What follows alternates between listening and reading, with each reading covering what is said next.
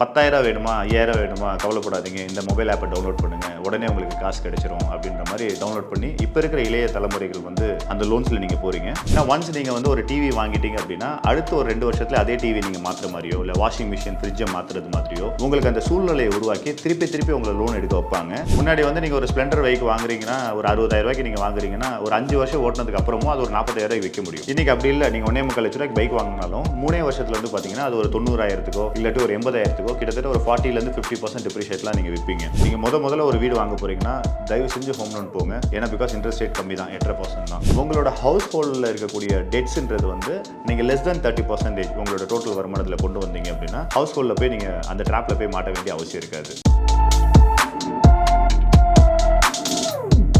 SME internet வியாபாரிகளின் நண்பன். வியாபார கடனுக்கு சொத்து அடமானம் தேவையில்லை. மார்க்கெட் வட்டியில் பாதி மட்டுமே. பிடித்தமில்லாத முழு கடன் வசதி. தொடர்புக்கு 9884400634 9600522282.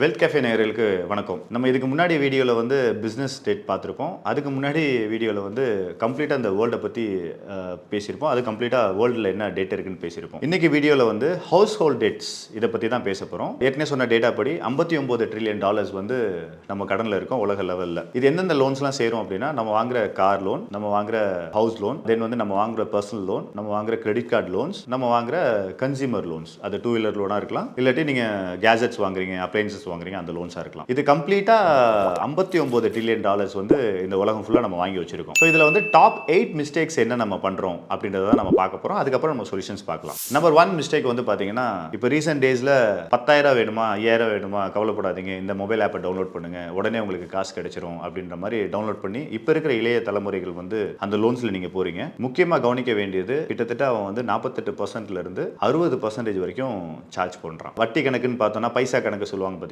அது வந்து 4 பைசால இருந்து கிட்டத்தட்ட 5 பைசா வரைக்கும் சார்ஜ் பண்றான். இது ஏன் உங்களுக்கு தெரியறது இல்லை அப்படின்னா 10,000 ரூபாய்க்கு 1,000 ரூபாய் சார்ஜஸ் வந்து ரொம்ப கம்மி தாங்க அப்படின்ற மாதிரி நினைப்பீங்க. பட் அவன் வந்து என்ன பண்ணுவான்னா 1 கோடி பேருக்கு 10,000 லோன் கொடுப்பான். இதுல வந்து நீங்க இது ஒரு ட்ராப். இந்த ட்ராப்ல எப்படின்னா 10,000 ரூபாய் நீங்க லோன் வாங்குவீங்க, அதை வந்து ஒரு 1,000 rupees இன்ஸ்டால்மெண்ட்டா நீங்க ஒரு 10 மாசத்துக்கோ ஒரு 12 மாசத்துக்கோ நீங்க பே பண்றீங்கன்னா கம்ப்ளீட்டா அதை முடிச்சதுக்கு அப்புறம் திருப்பி அவன் உங்களுக்கு டாப் அப்பா 10,000 இருந்து ஒரு 20,000 ரூபாய் கொடுப்பான். ஸோ இது ரோல் அவுட் ஆகி போயிட்டே இருக்கும்போது என்ன நடக்கும்னா உங்களோட சேலரியில ஒரு 10% இல்லாட்டி ஒரு 40%, இது பேஸ்ட் ஆன் உங்க சேலரி தான், அவன் டேப் பண்ணி உங்க அமௌண்ட் எடுத்துட்டே இருப்பான். இதுதான் mistake number 1. Mistake number 2, credit cards வந்து நம்ம அதிகமாக யூஸ் பண்றது. இப்போ நீங்க ஃபர்ஸ்ட் வேலைக்கு போனீங்கன்னா ஃபர்ஸ்ட் எடுத்தோடனே உங்களுக்கு ஒரு சேலரி அக்கௌண்ட் ஓப்பன் பண்ணி கொடுப்பாங்க. அந்த சேலரி அக்கௌண்ட் ஓப்பன் பண்ணோடனே அந்த பேங்க் வந்து உங்களுக்கு ஒரு கிரெடிட் கார்டு கொடுத்துரும். உங்களுக்கு கிரெடிட் கார்டு கொடுத்த உடனே வந்து பார்த்தீங்கன்னா அந்த டேட்டா வந்து ஓப்பன் ஆகிடும். இது எல்லாமே வந்து டெலிகாலிங் பண்ணுறவங்க, அவங்க பேங்க்கில் வேலை பார்த்தாலும் சரி, ஆர் வந்து அந்த லோன் ஆஃபீஸ்லேருந்து நிறைய கால்ஸ் வருது, சென்னையிலேருந்து கூப்பிடுவாங்க, கோயம்புத்தூர்லேருந்து கூப்பிடுவாங்க. இந்த மாதிரி வந்து ஒரு பெரிய டீம் வச்சு ஒர்க் பண்ணுறாங்க. இவங்க என்ன செய்வாங்க அப்படின்னா உங்களோட ஒரு கிரெடிட் கார்டை பேஸ் பண்ணி அடுத்து இன்னொரு கிரெடிட் கார்டு அப்படின்னு ஒரு 4-5 கிரெடிட் கார்டு உங்களுக்கு கொடுத்துருவாங்க. இந்த கிரெடிட் கார்டை வந்து நீங்கள் யூஸ் பண்ணி அந்த 45 டேஸ்க்குள்ளே ரீபேமெண்ட் நீங்கள் பண்ணிட்டீங்கன்னா ப்ராப்ளம் இல்லை. அந்த கிரெடிட் கார்டை வாங்கும்போது நம்மளுக்கு என்ன ஜஸ்டிஃபிகேஷன் இருக்குன்னா, நான் ஆஃபருக்காண்டி வாங்கினேன், பிக் பில்லியன் டேல வந்து ஹெச்டிஎஃப்சியில் ஒரு ஆஃபர் கொடுத்தாங்க, ஐசிசியில் ஒரு ஆஃபர் கொடுத்தாங்க, அதனால தான் இந்த கார்டு வச்சிருக்கேன் அப்படின்னு நீங்கள் பண்ணுவீங்க. பட் அந்த ஆஃபரை தாண்டி என்ன செய்வீங்கன்னா தேவையில்லாத பர்ச்சேஸும் நீங்கள் செய்வீங்க.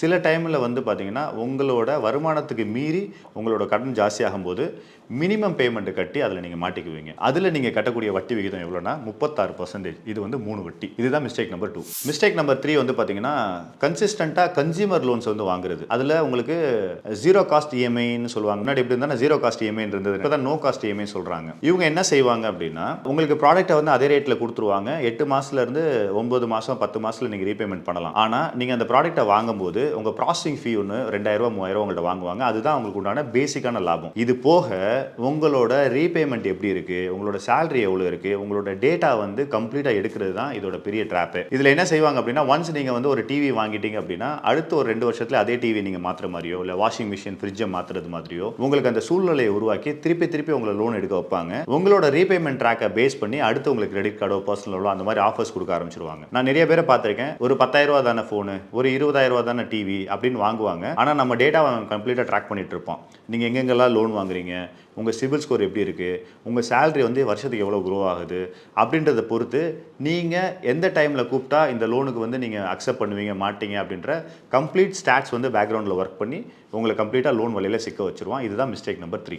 Mistake number 4, two wheeler loans வந்து நம்ம வாங்குறோம். முன்னாடி டூ வீலர்ஸ் வந்து பார்த்தீங்கன்னா ஒரு 65 கிலோமீட்டர் மைலேஜ் கொடுக்கும். இன்னைக்கு வரக்கூடிய ஸ்டார் பைக்ஸ்லாம் வந்து பார்த்தீங்கன்னா 10 கிலோமீட்டர் மைலேஜ் கொடுத்தாலே பெரிய விஷயம். வருத்தப்படுற விஷயம் என்னன்னா அதில் 1.25 லட்ச ரூபா கொடுத்து அந்த பைக்கை நம்ம வாங்குவோம். அந்த லோன்களில் வந்து பார்த்தீங்கன்னா குறைஞ்சபட்சம் 36%லேருந்து 48% வரைக்கும் அவங்க வட்டி போடுறாங்க. இது பைசா கணக்கில் பார்த்தீங்கன்னா கிட்டத்தட்ட ஒரு 3 வட்டிலேருந்து 4 வட்டி வரைக்கும் போகிறதுக்கு வாய்ப்பு இருக்குது. இந்த டூ வீலர்ஸ் வந்து பார்த்தீங்கன்னா மைலேஜும் கம்மியாக கொடுக்கும். ஸோ தட் நீங்கள் வந்து பெட்ரோலை போட்டே இருப்பீங்க. அதே மாதிரி வட்டி விகிதம் ஜாஸ்தி. அதே மாதிரி டூ வீலரோட டிப்ரிசியேஷன் ரொம்ப ஜாஸ்தியாக இருக்கும். முன்னாடி வந்து நீங்கள் ஒரு ஸ்ப்ளெண்டர் பைக் வாங்குறீங்கன்னா ஒரு 60,000 ரூபாய்க்கு நீங்கள் வாங்குறீங்கன்னா ஒரு 5 வருஷம் ஓட்டினதுக்கு அப்புறமும் அது ஒரு 40,000 ரூபாய்க்கு விற்க முடியும். இன்னைக்கு அப்படி இல்லை. நீங்கள் 1.25 லட்ச ரூபாய்க்கு பைக் வாங்கினாலும் 3 வருஷத்தில் வந்து பார்த்தீங்கன்னா அது ஒரு 90,000க்கோ இல்லாட்டி ஒரு 80,000க்கோ கிட்டத்தட்ட ஒரு 40% 50% டிப்ரிஷியேட்லாம் நீங்கள் விற்பீங்க. அப்போ உங்கள் பணம் என்ன நடக்குதுன்னா டிப்ரிஷியேட்டும் ஆயிடுது, வட்டியும் அதிகமாக கட்டுறீங்க, தென் அது மைலேஜும் வரதில்லை. இதுதான் மிஸ்டேக் நம்பர் 4. மிஸ்டேக் நம்பர் 5, இப்போ என்ன டூ வீலர் வாங்கியாச்சு, அடுத்து என்ன கார் தான் வாங்கணும். எல்லாரோட மனசில் என்ன இருக்கும்னா ஒரு புது காரை வாங்கி நான் டிரைவிங் பழகிறதுக்கு ஒரு பழைய காரை வாங்கலாம் அப்படின்னு ஒரு பழைய கார் வாங்குவோம். ஐடியாலாம் கரெக்ட் தான். ஆனால் அந்த பழைய கார் எப்படி வாங்குவோம்னா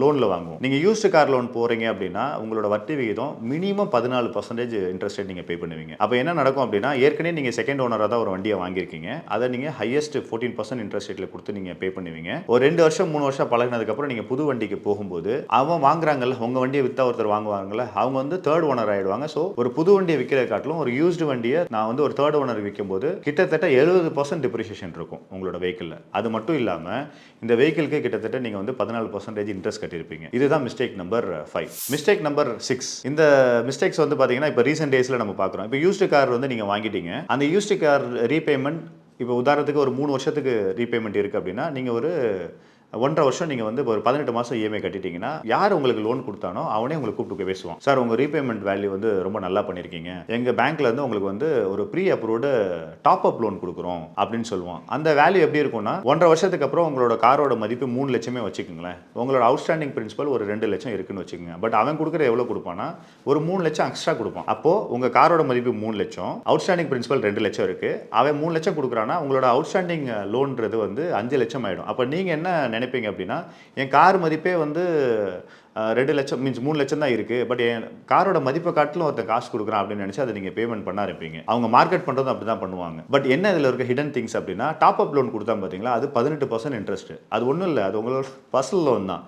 பர்சனல் லோன் சொல்லாமல் நீங்கள் ரீபேமெண்ட் நல்லா பண்ணதுனால உங்கள் காருக்கு நான் லோன் கொடுக்குறேன் அப்படின்னு அடிஷனலாக உங்களுக்கு கொடுப்பான். அப்போ இந்த 1.5 வருஷம் என்ன செஞ்சிருக்கான்னா உங்களை ட்ராக் பண்ணியிருக்கான். உங்களோட இஎம்ஐ எப்படி போகுது, நீங்கள் கரெக்டாக ப்ராம்ப்டாக கட்டுறீங்களா, எங்கேயாவது உங்களுக்கு சிக்கலாயிருக்கா அப்படின்றத பார்ப்பான். யாரெல்லாம் ப்ராம்ப்டாக கட்டுறாங்களோ அவங்கள அதிகமாக வந்து லோன் கொடுத்து உங்களை டம்ப் பண்ண பார்ப்பான். இதுதான் mistake number 6. Mistake number 7, home loan போகிறது. ஹோம் லோன் போகிறது தப்பு இல்லைங்க. நீங்கள் முதல்ல ஒரு வீடு வாங்க போகிறீங்கன்னா தயவு செஞ்சு ஹோம் லோன் போங்க. ஏன்னா பிகாஸ் இன்ட்ரெஸ்ட் ரேட் கம்மி தான், 8% தான். அந்த ஹோமில் நம்ம பண்ணுற பெரிய தவறு என்ன அப்படின்னா இப்போ உதாரணத்துக்கு வந்து பார்த்தீங்கன்னா ஹோமை பொறுத்த வரைக்கும் நான் பிரித்து சொல்கிறேன், உங்கள் லேண்டு தான் அப்ரிஷியேட் ஆகுமே தவிர உங்களோட பில்டிங் வந்து டிப்ரிஷியேட் தான் ஆகும். இப்போ இன்னைக்கு இருக்கிற காஸ்ட்டில் ஒரு பேசிக்கான கன்ஸ்ட்ரக்ஷன் 3000 ரூபாயில் நீங்கள் பண்ணலாம். இந்த 3000 ரூபா கன்ஸ்ட்ரக்ஷன் நீங்கள் பண்ணீங்க அப்படின்னா 10 வருஷத்துக்கு அப்புறம் அதோட சேல் வரும்போது அந்த பில்டிங்க்கு 1000 ரூபா தான் மதிப்பு போடுவாங்க. இப்போ பண்ணுற பெரிய மிஸ்டேக்கை என்ன செஞ்சிருவோம் அப்படின்னா நம்ம ஹோம் லோன் வாங்கும்போது அந்த வேல்யூவேட்டரை பார்த்து கொஞ்சம் வேல்யூவேஷன் இன்க்ரீஸ் பண்ணி கேட்டு 3000 ரூபாயிலேருந்து 4000 5000 போட்டு 100% நம்ம கடனில் போவோம். இது ஒரு மிஸ்டேக் பண்ணுவோம். இது போக நம்ம பண்ணுற இன்டீரியர் டெக்கரேஷனில் பேசிக்காக இருக்கிறத விட்டுட்டு நான் பேசிக்ஸுக்கு வந்து நிறைய இம்பார்ட்டன்ஸ் கொடுப்போம். ஃபால் சீலிங் டெக்கரேஷன் பண்ணுறதா இருக்கட்டும், உள்ளே வந்து நீங்கள் மாடல் கிச்சன் பண்ணுறதா இருக்கட்டும், பேசிக்ஸ் நான் வேண்டாம்னு சொல்லலை, பேசிக்ஸை தாண்டி இது பண்ணும்போது என்ன ஆகிடும்னா கிட்டத்தட்ட ஒரு 4500 5000 ரூபா வரைக்கும் உங்கள் ஸ்கொயர் ஃபீட் வந்து பெர் ரேட் வந்துடும் ஒன்லி ஃபார் கன்ஸ்ட்ரக்ஷன். அதை கம்ப்ளீட்டாக லோன் போவீங்க. லோன் போகும்போது என்ன ஆகும்னா ப்ராப்பர்ட்டியை விற்கும் போது அதோட வேல்யூ 1000 ரூபா தான் இருக்கும். நல்லா தெரிஞ்சுக்கங்க, நீங்கள் 3000 ஸ்கொயர் ஃபீட்டுக்கு வீடு கட்டினாலும் சரி, 10000 ஸ்கொயர் ஃபீட்டுக்கு வீடு கட்டினாலும் சரி, 10 வருஷத்தோட ஆவரேஜ் வேல்யூ அவன் போகிறது வந்து 1000 ரூபா தான் மதிப்பிடுவான். அப்போ லேண்ட் மட்டும் தான் அப்ரிஷியேட் ஆகும். அப்போது நீங்கள் வீடு கட்டும்போது உங்களுக்கு எப்படி தேவை, உங்களோட பட்ஜெட் எப்படி இருக்குது அப்படின்றத பாருங்க. முடிஞ்ச அளவுக்கு உங்கள் ஹோம் லோன்றது ஒரு 30% மேக்ஸிமம் நான் சொல்கிறேன், அதுக்கு கீழே இருந்தால் நல்லது.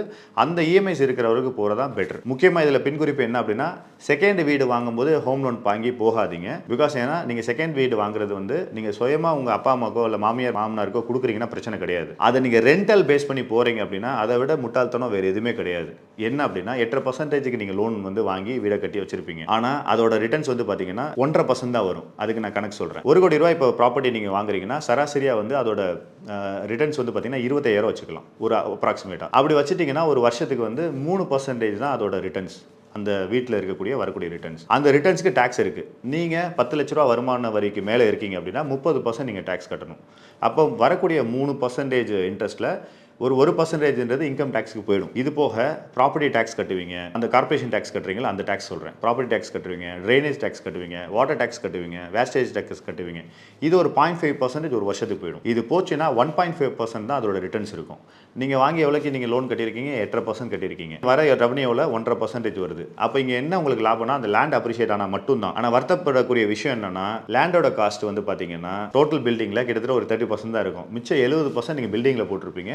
அதோட வேல்யூவும் 10 வருஷத்தில் டிப்ரிஷியேட் ஆக போகுது. ஸோ இந்த முட்டாள்தனத்தை தயவு செஞ்சு பண்ணாதீங்க. ஒரு ப்ராப்பர்ட்டியை வாங்க, உங்கள் குடும்பத்துக்காண்டி வாங்க. செகண்ட் ப்ராப்பர்ட்டி வாங்கி ரெண்டல் பர்பஸ்க்காண்டி பண்ணுறேன்ற பேரை நம்ம ஊரில் பண்ணாதீங்க. இதுதான் mistake number 7. Mistake number 8, home லோனுக்கு டாப் அப் வாங்குறது. நீங்கள் ஹோம் லோன் வாங்கிட்டீங்க, வீடெல்லாம் கட்டி முடிச்சாச்சு. நீங்கள் ஒரு 10 வருஷம் டெனர் நீங்கள் இஎம்ஐ பே பண்ணுறீங்கன்னா 3 வருஷத்தை தாண்டினோடனே உங்களுக்கு பேங்க்லேருந்து ஃபோன் வரும், சார் நீங்கள் ரீபேமெண்ட் ரொம்ப நல்லா பண்ணியிருக்கீங்க, டாப் அப் வாங்கிக்கிங்க அப்படின்னு. நான் ஏற்கனவே வந்து கார் லோனுக்கு சொன்னேன் பார்த்தீங்களா, அதே தான் இங்கேயுமே. இப்போ என்ன செய்வான்னா உங்கள் ரீபேமெண்ட்டை பேஸ் பண்ணி உங்களுக்கு பிஎல் தான் கொடுப்பான். நேஷனல்ஸ் பேங்க் பொறுத்த வரைக்கும் 11லேருந்து 12% இன்ட்ரெஸ்ட் ரேட்டில் கொடுக்குறாங்க. இதே இது பிரைவேட் பேங்க்ஸ் போயிட்டீங்கன்னா அப் டு 14-15% வரைக்கும் இன்ட்ரெஸ்ட் ரேட்டில் போகிறாங்க. இந்த பிஎலை வாங்கி நீங்கள் அனாவசிய செலவுகள் வந்து எப்படி பண்ணுவீங்கன்னா இன்டீரியர் டெக்கரேட் தான் பண்ணுவீங்க. அவன் கொடுக்கும்போதே உங்களுக்கு ஒரு கொட்டேஷன் கேட்பான், சார் ரெனோவேட் பண்ணுறேன்னு ஒரு கோட் வாங்கி கொடுங்க, நான் அதை பேஸ் பண்ணி உங்களுக்கு லோன் தரேன் அப்படின்ட்டு. அந்த காசுலாம் கம்ப்ளீட்டாக விரையும் தான் ஆகும். இந்த மாதிரி நீங்கள் திருப்பி லோனில் போகும் பட்சத்தில் என்ன ஆகும்னா உங்களோட பர்சன்டேஜ் ஆஃப் இஎம்ஐ வந்து கூடிடும். இதுதான் மிஸ்டேக் நம்பர் 8. இப்போ இவ்வளோ நேரம் மிஸ்டேக்ஸ் நம்ம பார்த்தோம். இதை எப்படி அவாய்ட் பண்ணலாம் அப்படின்ற சொல்யூஷனை நோக்கி நம்ம போகலாம். ஃபர்ஸ்ட் வந்து பார்த்தீங்கன்னா நீங்கள் வாங்கக்கூடிய சம்பளம் அது உங்களுக்கு மாத வருமானம் இருக்கலாம், அதில் 30%க்கு மேலே உங்களோட இஎம்ஐ கமிட்மெண்ட் இல்லாத மாதிரி பார்த்துக்குங்க. தென் வந்து நீங்கள் தாராளமாக ஹோம் லோன் போகலாம். ஆனால் ஒரு வீடு போங்க, தேவையில்லாத அனாவசிய செலவுகள் வீட்டில் பண்ண வேண்டாம். உங்களுக்கு ஒரு வீடு வாழ்றதுக்கு என்ன தேவையோ அந்த அளவுக்கு மட்டும் நீங்கள் லோன் வச்சுக்கோங்க. ஏன்னா இந்த லோன் பாதிக்காது. ரெண்டாவது நீங்கள் செகண்ட் வீடு போகக்கூடாது, அதை நான் தெளிவாக நான் கான்சென்ட்ரேட் பண்ணி சொல்லிட்டேன் உங்களுக்கு. தென் நீங்கள் கார் லோன் போகலாம். போகும்போது என்னன்னா யூஸ்டு கார் லோன் போகிற மாதிரி இருந்ததுன்னா ஏதாவது ஜொல்ல அடமானம் வச்சு அதில் வர காசை ரெடி கேஷில் யூஸ்டு கார் வாங்குங்க. நீங்கள் யூஸ்டு கார் வாங்கி ஓட்டி பழகி நியூ கார் வாங்குறது தப்பு இல்லை, ஆனால் கடன் வாங்குறது தான் தப்பு. அப்போ ஜொல் லோனை நீங்கள் யூஸ் பண்ணுங்கள். ஏன்னா இப்போ உங்கள் வீட்டில் குழந்தைங்க சின்னதாக இப்போ உதாரணத்துக்கு வந்து ஒரு 30 வயசில் இருக்கிறவங்க வச்சுக்கோமே, அவங்களுக்கு வந்து வீட்டில் எல்லாம் குழந்தைங்க சின்ன பசங்களாக தான் இருப்பாங்க. அப்போ நீங்கள் கையில் வச்சிருக்க ஜுவல் எல்லாமே சும்மா தான் இருக்க போது, எங்கேயாவது விசேஷத்துக்கு தான் போட்டு போகிறீங்க. அப்போ பேசிக்காக தேவையான நகைகளை மட்டும் வச்சுட்டு மிச்சது எல்லாமே நீங்கள் ஜுவல் லோன் வச்சுட்டிங்கன்னா அந்த காசை வச்சு நீங்கள் வந்து ஒரு யூஸ்டு கார் வாங்கலாம். உங்களோட ஜுவலும் சேஃபாக இருக்கும். ஸோ அப்படி நீங்கள் யூஸ்டு கார் வாங்கலாம். இல்லை நான் வந்து ஒரு பேசிக் லெவல் கார் போகிறேன்னா நியூ கார் போகிறது ரொம்ப நல்லது. ஏன்னா அங்கேயுமே 8% உங்களுக்கு இன்ட்ரெஸ்ட் ரேட்டில் கிடைச்சிடும். இது 2 லோனுமே உங்களோட லைஃபை பாதிக்காது. இந்த 2 லோன் நீங்கள் போகலாம். அடுத்து வந்து சொல்யூஷன் என்ன அப்படின்னா இந்த இம்பல்ஸ் லோன்ஸ் போகிறோம் பார்த்தீங்களா, இந்த மொபைல் லோனாக இருக்கட்டும், கிரெடிட் கார்டாக இருக்கட்டும், பர்சனல் லோனாக இருக்கணும்ல, இதெல்லாம் ஒரு அன்பிளான்டாக போகிறது தான். ஸோ நீங்கள் பிளானிங்காக உங்களோட எக்ஸ்பென்சஸை நீங்கள் வச்சுட்டிங்கன்னா பிளான்டு லோன் போகலாம். எப்படி போகலான்னா நீங்கள் இன்சூரன்ஸ் பே பண்ணியிருப்பீங்கல்ல, அதே மாதிரி மியூச்சுவல் ஃபண்ட்ஸ் போட்டிருப்பீங்க, ஈக்விட்டி பண்ணியிருப்பீங்க.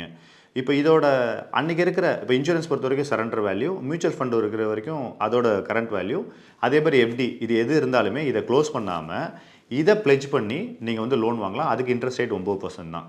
ஒரு பியூட்டிஃபுல்லான விஷயம் என்னன்னா எப்படி வந்து கோல்டு லோனில் ப்ராசஸிங் ஃபீ கம்மியோ அதே மாதிரி இதுலேயும் ப்ராசஸிங் ஃபீ கம்மி. 9% வந்து நீங்கள் இன்ட்ரெஸ்ட் ரேட் போடுவோம். இதுவும் நீங்கள் மாதம் பே பண்ணணும்னு அவசியம் இல்லை, வருஷத்துக்கு ஒரு வாட்டி பே பண்ணால் போதும். உதாரணத்துக்கு நீங்கள் 1 லட்ச ரூபா லோன் வாங்கினீங்கன்னா வெறும் 9,000 மட்டும் தான் உங்களுக்கு இன்ட்ரெஸ்ட் வரும். நீங்கள் வருஷத்துக்கு ஒரு வாட்டி கட்டலாம். தென் அந்த ஒரு வருஷத்துக்கு ஒரு வாட்டி அந்த லோனை திருப்ப முடியாட்டினாலுமே நீங்கள் டாப் அப் பண்ணலாம். பிகாஸ் ஏன்னா உங்களோட ஈக்விட்டி வேல்யூவும் கூடியிருக்கும், இல்லாட்டி உங்களோட சரண்டர் வேல்யூவும் கூடி இருக்கும். உங்களோட இன்சூரன்ஸ் வேல்யூ 1,500-2,000 rupees வரும். அதை மட்டும் நீங்கள் பே பண்ணி ரெனியூவல் பண்ணிக்கலாம். இங்கே ப்ராசஸிங் ஃபீ வராது, ப்ரீ க்ளோசர் சார்ஜஸ் வராது, பார்ஷியல் பேமெண்ட் வராது. ஸோ இப்படி போகும் பட்சத்தில் நீங்கள் கடனையும் வாங்காமல் கடன்லேருந்து தப்பிக்கிறதுக்கு உங்கள்கிட்ட இருக்கிற ஓன் ஃபண்டையும் நீங்கள் யூட்டிலைஸ் பண்ணலாம்.